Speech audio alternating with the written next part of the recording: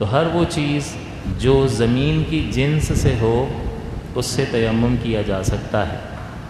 زمین کی جنس سے ہونے کا مطلب یہ ہوتا ہے کہ جس کو اگر جلایا جائے تو وہ جلے بھی نہیں اور پگھلے بھی نہیں، اس کو کہا جاتا ہے یہ زمین کی جنس سے ہے۔ لہٰذا مٹی جو ہے اس کو آپ کتنا ہی آگ میں جلا لیں اس کی رنگت تو سیاہ پڑ جائے گی، لیکن نہ وہ پگھلے گی اور نہ ہی راکھ بنے گی۔ تو مٹی سے تیمم ہو سکتا ہے، اسی طرح پتھر ہے، پتھر سے تیمم ہو سکتا ہے، یہ بھی زمین کی جنس سے ہے۔ اسی طرح سے کنکر جو ہیں ان سے بھی تیمم ہو سکتا ہے، وہ بھی زمین کی جنس ہی سے ہیں۔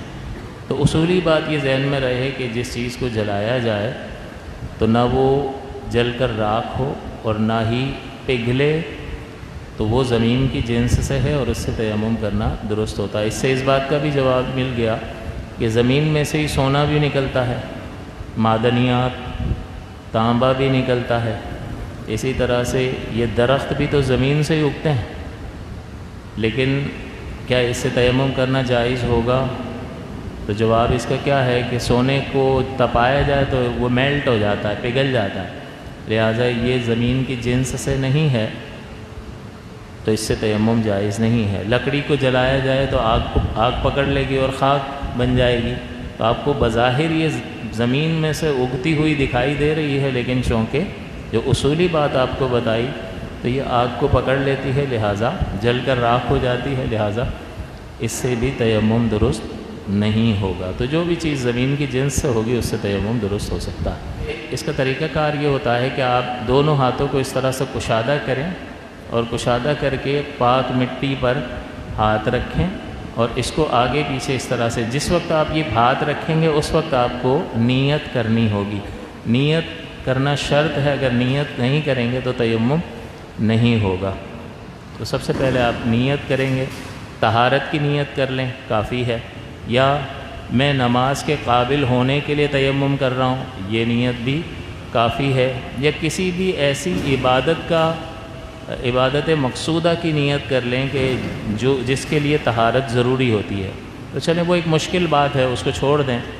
طہارت کی نیت یا نماز کے قابل ہونے کی نیت آپ ذہن میں کریں، اور پھر یہ مٹی پر آپ نے ایسے ہاتھ لگایا اور اس کو آگے پیچھے کرنا اس طرح سے سنت ہے، اور جب مٹی ہاتھوں کو لگ جائے تو اس طرح سے دونوں ہاتھوں کو ٹکرا کر، کیونکہ زیادہ اگر گرد لگ گئی ہے تو اس کو جھاڑنا یہ بھی سنت مبارکہ ہے۔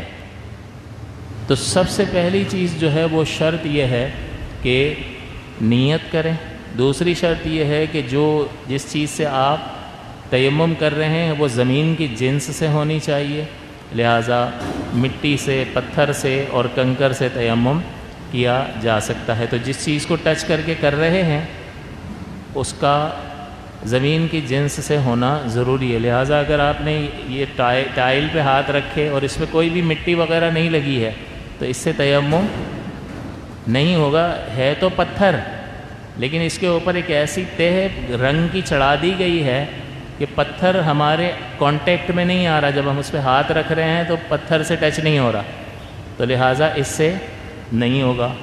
دیوار سے تیمم ہوگا یا نہیں ہوگا؟ تو دیوار پر اگر رنگ کیا ہوا ہے تو اس پتھر اور ہمارے ہاتھ کے بیچ میں رنگ آ گیا تو ہمارا ہاتھ پتھر سے ٹچ نہیں ہو رہا، تو اس سے بھی تیمم نہیں ہوگا۔ لیکن ایسے ہی بغیر رنگ کے اگر دیوار ہے تو آپ اس پر ہاتھ پھیر کر تیمم کر سکتے ہیں۔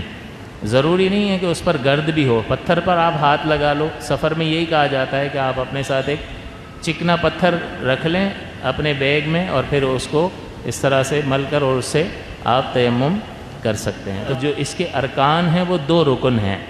وضو کے 4 ارکان ہیں لیکن تیمم کے 2 ارکان ہیں خود، اور یہ کہاں سے ثابت ہے؟ قرآن میں اللہ تعالیٰ نے فرمایا فَامْسَحُوا بِوُجُوهِكُمْ وَأَيْدِيكُمْ مِنْهُ، کہ تم مسح کرو اپنے چہروں کا اور اپنے ہاتھوں کا، منہ اس سے یعنی پاک مٹی سے۔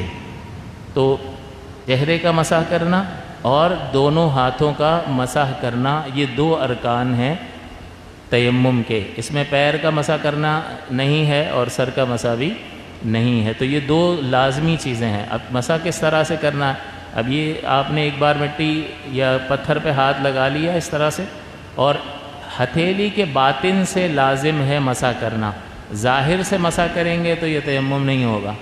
پھر جو ہتھیلی ہے اس کے اکثر حصے سے کرنا ہوگا، لہٰذا کسی نے 2 انگلیوں سے مسح کر لیا، اگرچہ اتنا مسح کیا کہ وہ کوئی جگہ چھوڑی نہیں، یہ تیمم نہیں مانا جائے گا، بلکہ جو آلہ ہے ہتھیلی، ایدیکم فرمایا، تو ایدیکم کا اطلاق اس پر نہیں ہوتا، اس کو ایدی نہیں کہیں گے، یدن نہیں کہیں گے اس کو، بلکہ اکثر للاکثری حکم الکل کا ضابطہ یہاں لگے گا کہ اس ہاتھ کا حکم دیا کہ ہاتھوں سے مسح، تو ہاتھوں سے ہی ہوگا، مسح ہاتھوں سے ہی کیا جائے گا۔ چہرے کا مسح کس سے کریں گے؟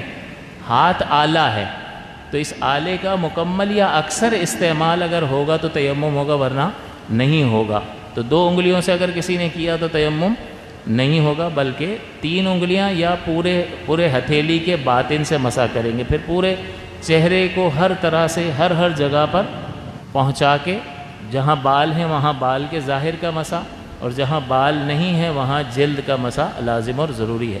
یہ ایک بار ہو گیا، اور پھر دوسری بار اب مٹی پر ہاتھ رکھیں گے یا پتھر جس سے بھی تیمم کر رہے ہیں، اسی طرح سے سنت مبارکہ آگے پیچھے ہاتھوں کو کریں گے، اس طرح سے جھاڑیں گے، یہ بھی سنت مبارکہ۔